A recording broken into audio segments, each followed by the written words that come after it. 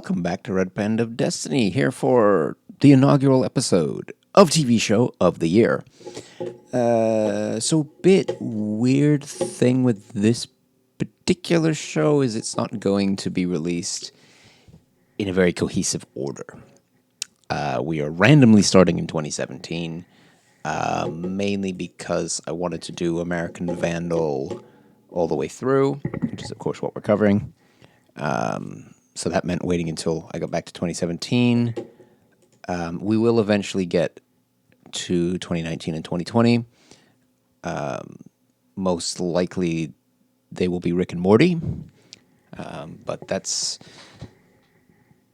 an even bigger problem because that means I have to go even further back to when Rick and Morty started, which I think was 2013.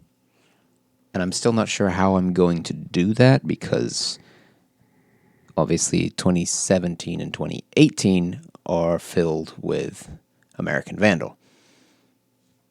So that pushes Rick and Morty out. It's a bit of a weird situation.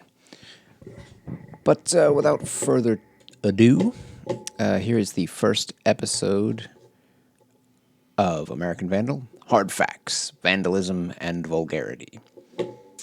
I should probably preface this with a spoiler alert.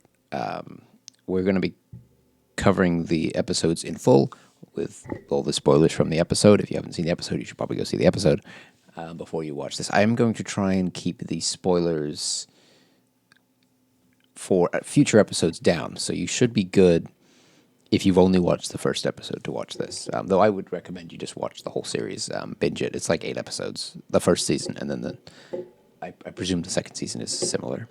But we will be covering them all in order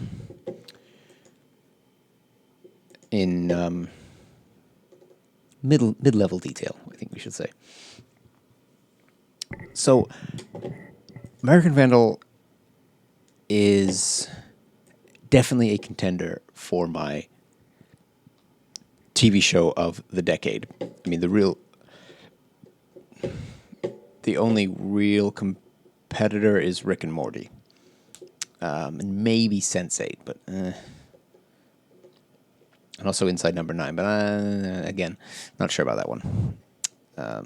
But no Sherlock started in 2010, so that's too late for this decade. Or too early for this decade. That would be last decade. But that's a different series. What it definitely is my favorite TV show of 2017. That's for all episodes released in 2017, which would be the whole of season 1. Oh, it's a Netflix show. So every episode was released on September 15th, 2017 as a one big package. And that was good because this is a very non-serialized show. It is very much one long cohesive plot, though they do put plot cliffhangers, which I guess in Netflix the point of a cliffhanger is to keep you binging. Though I still don't understand why Netflix wants people to watch movies quickly. It seems it would benefit them if you came back to it, if you were interested in it, but not so interested in it that you came back immediately. But whatever. I guess binging engagement is somehow good for Netflix. Somehow. But if you haven't heard of this show, it's basically a mockumentary in the sort of true crime style of... I can't think of an actual example, but just sort of crime documentaries. Wikipedia gives the example: Making a Murderer and Serial. It's just sort of, the crime investigation, kind of after the fact style. But this is, I would say, a comedy. It's not like a in-your-face comedy. It's kind of a subtle comedy. And the main comedy kind of comes from the fact that they're treating what is a semi-ridiculous situation very seriously. It's just so well put together. And that's, yeah, two positives already. So it's going to be a bit weird doing positives for characters for this. I'm just going to kind of do positives for them in the episode where they first become interesting, if that makes sense. So the first one I want to talk about is Dylan Maxwell, who's arguably the main character of the documentary. I would say the main character of the documentary is actually the filmmaker, or okay, the main character of the documentary is Dylan Maxwell. The main character of the TV show is Peter Maldonado, the filmmaker in the movie. Yeah, it's really confusing. But so the basic premise of this is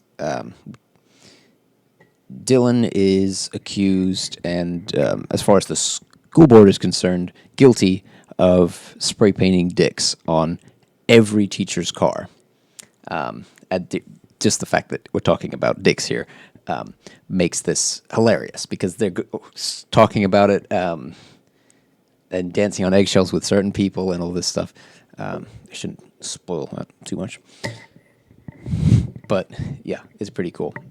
And this show is very meta.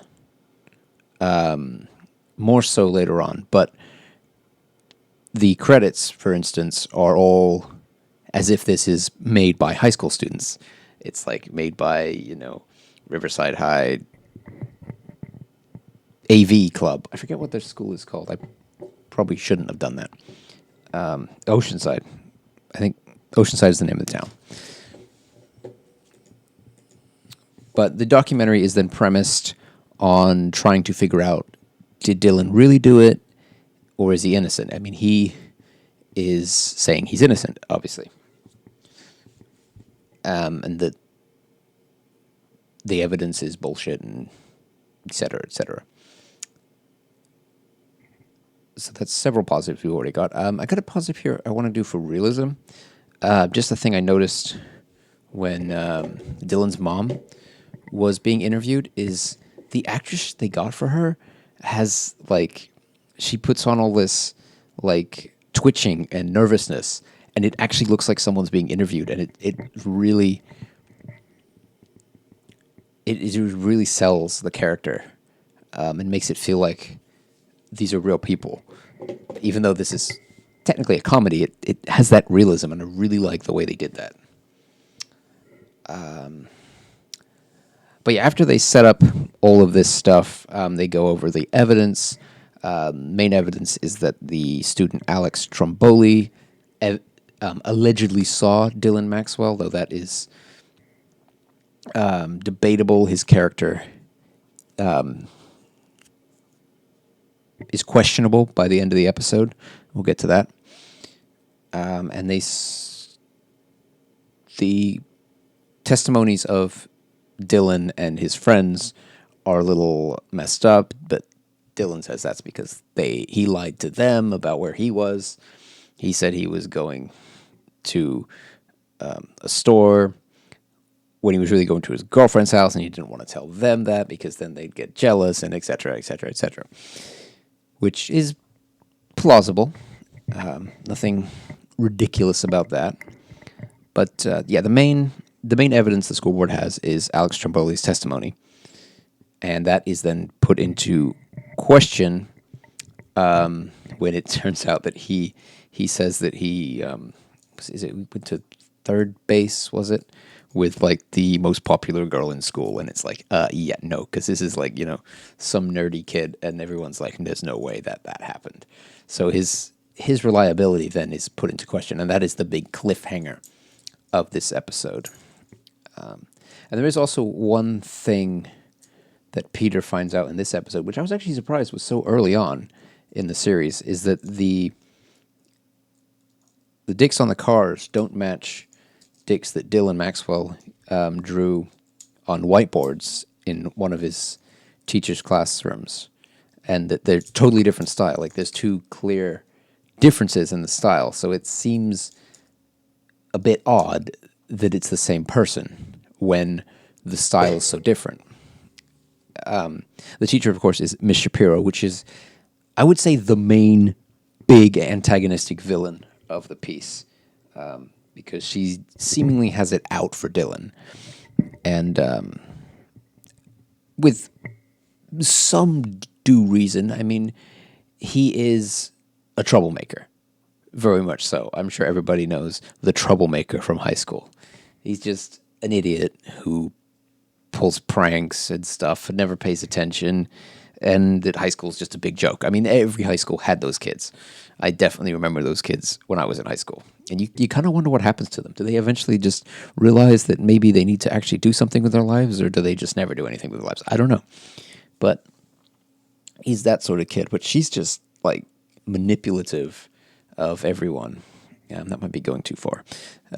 That comes up later. But you can she's kind of got that very passive aggressive character of she acts real nice and seems like a nice person, but if you dig a little deeper, you realize that she's not.